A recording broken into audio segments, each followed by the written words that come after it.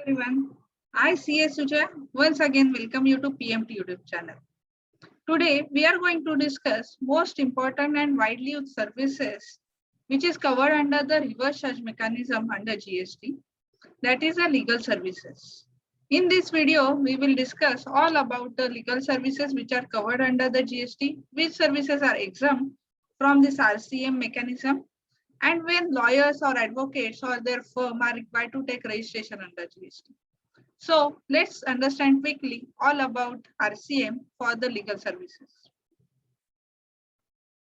So which are the legal services are covered under the CGST Act?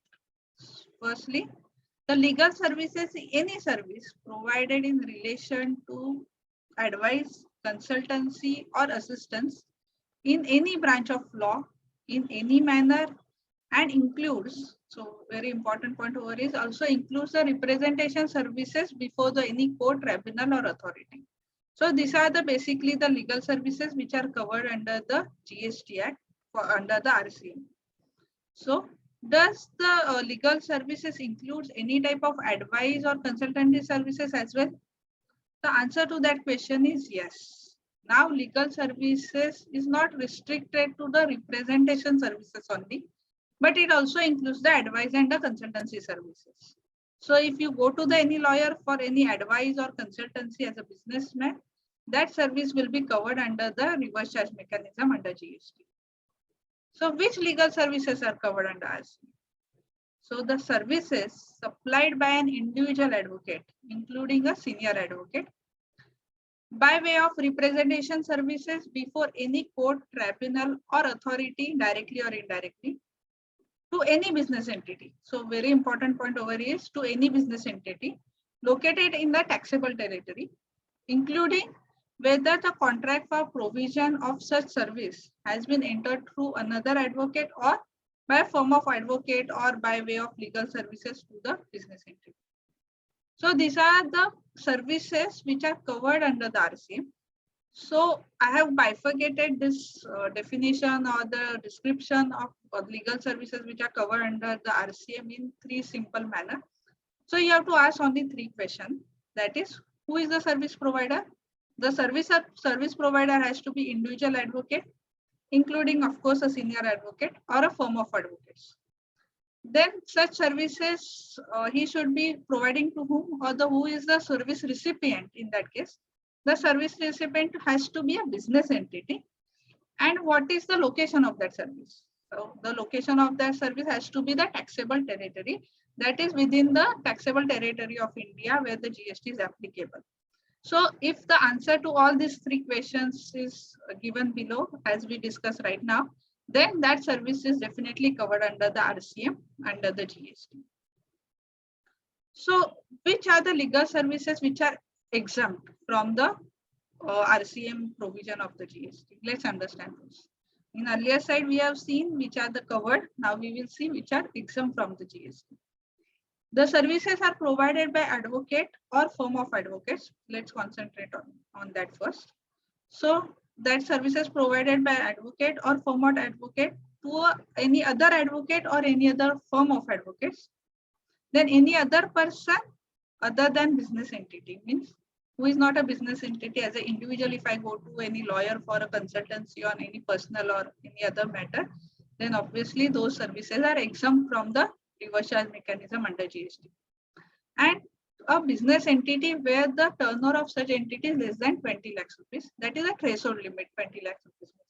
If the business entity is not having the turnover or its turnover is less than threshold limit of the GST, then that service is also exempt from the GST under reverse charge mechanism.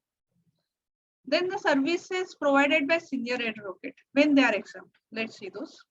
So any person other than a business entity, obviously those are exempt. The same exemption is there in case of advocate and a senior advocate, for advocate and firm of advocates as well. Also the second exemption, also the similar, where the senior advocates provides the any services to business entity whose business turnover for the any financial year less than rupees 20 lakhs or less than the threshold limit for the GST registration, then that service of advocate is exempt from the GST implications, or that business entity need not pay the RCM under the legal under the RCM under GST for such legal services obtained by him. And the third exemption in case of a senior advocates is the services provided by them to the central and state governments. So these are the basically the services which are exempt, which does not apply the reverse charge mechanism of GST.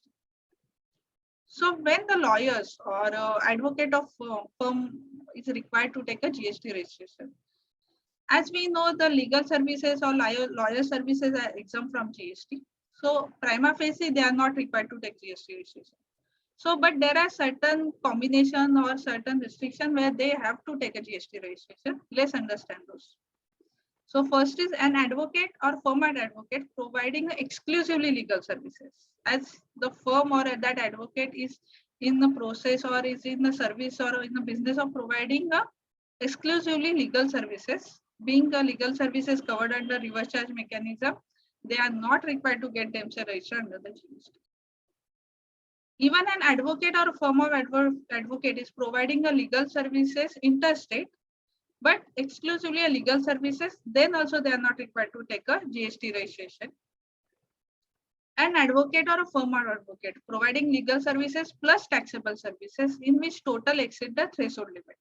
Means an advocate or a firm or advocate is providing a legal services as well as, for example, say they are renting their commercial property also. An advocate has a commercial property which he is giving on rent. At the same time, he is providing the legal services to his clients. If both the turnover together exceeds the threshold limit, that is 20 lakhs of rupees in most of the states, then that lawyer or that firm of lawyers will be required to take a GST registration. And in case of export of legal services, yes, as is export of legal services, GST registration for that firm is mandatory. So I hope this has cleared the concept of the legal services which are covered under GST and when a lawyer or legal firm is required to take a GST registration. I hope you have liked our video, and if you have liked our video, please subscribe to our YouTube channel and keep watching. Thank you.